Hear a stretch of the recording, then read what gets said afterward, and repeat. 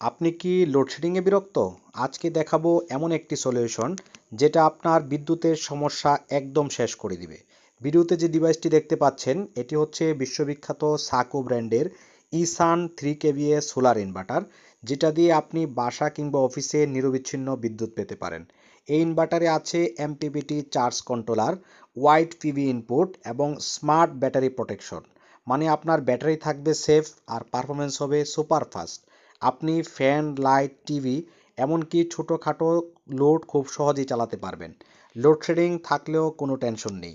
এই ডিভাইসটির প্রাইস হচ্ছে মাত্র 32,000 টাকা। এই বাজেটে এমন ফিচার পাওয়া সত্যিই দারুণ।